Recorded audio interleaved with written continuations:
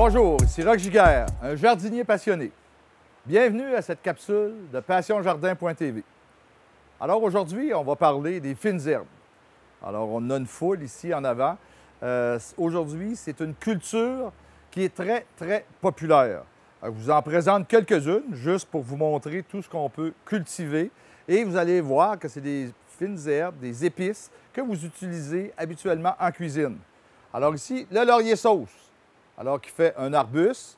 Ici, on a le romarin, alors qui fait aussi un beau petit arbuste. Et on a des plantes herbacées ici, comme le thym, un petit arrangement ici avec le persil et la basilic, la ciboulette et quelques autres plantes.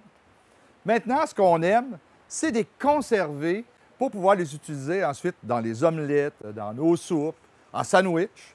Alors, pourquoi qu'on ne les récolte pas et qu'on ne les entrepose pas ensuite, soit en les faisant sécher ou en les congelant? Alors, c'est ce qu'on va voir aujourd'hui. Alors, on va commencer par la récolte. Un geste très important, parce que si on récolte nos plantes lorsqu'il a mouillé toute la journée, alors on va comprendre facilement que nos plantes au séchage vont moisir, vont avoir en tout cas des chances de se détériorer.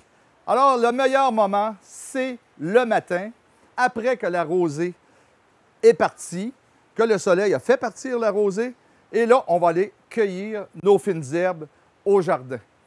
À ce moment-là aussi, elles sont gorgées d'arômes parce que le soleil va les avoir réchauffées et va avoir activé un peu les principes actifs. Alors, voici pour la récolte. Maintenant, on peut décider entre le séchage et la congélation. Alors, il y a des herbes qui se sèchent mieux, qui se congèlent. Alors, quand on va parler du séchage, on va parler du romarin ici et on va parler du thym. Alors, voici le thym et je vais vous faire un petit exemple comment on peut faire pour les faire sécher. Alors, vous prenez votre plant. Alors, on imagine ici qu'il est soit dans un contenant comme ça, qui est dans votre potager, qui peut même être dans un muret. Alors, vous voyez, vous pouvez le cultiver n'importe comment. Alors, on va tailler ici le thym. Alors, on n'est pas obligé de tailler tout le plant. On aurait pu tailler juste un petit peu. Et vous voyez, il va repartir et il va continuer à croître. Et là, vous voyez, vous prenez vos tiges avec les feuilles. Bien entendu, vous gardez les feuilles, hein, parce que c'est justement ce qui va faire nos futures épices séchées. Et là, on prend une corde. Alors, un rouleau de corde, on traîne ça, des bons ciseaux. Et là, je vais attacher. Je vais prendre la corde à la longueur. Je vais attacher mes tiges. Alors, comme ceci. Et je vais les suspendre pour les faire sécher la tête en bas. Alors, très important, la tête en bas. Et on va les faire sécher dans un endroit sombre, dans un endroit sec, pour enlever l'humidité. 4 à 8 jours, tout dépendant.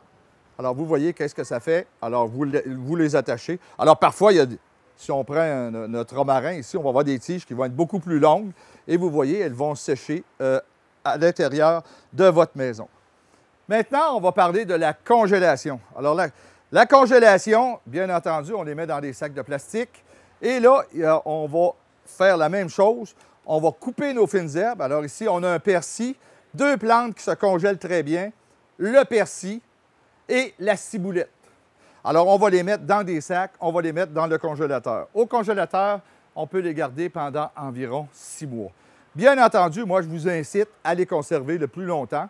6 mois, c'est durant la saison d'hiver où on n'a pas de rotation au jardin, où on ne va pas recueillir nos plantes durant toute l'année. Et bien entendu, je vais vous présenter quelques autres plantes pour agrémenter. La lavande. Alors, la lavande ici, qui va faire des belles fleurs bleues. Alors, c'est la même chose. Vous allez suspendre vos tiges, comme ça, les tiges florales. Et vous êtes bon pour les mettre dans les pots pourris que vous allez faire sécher. Alors, les pots pourris pour l'hiver, pour donner un parfum agréable dans votre salle de bain.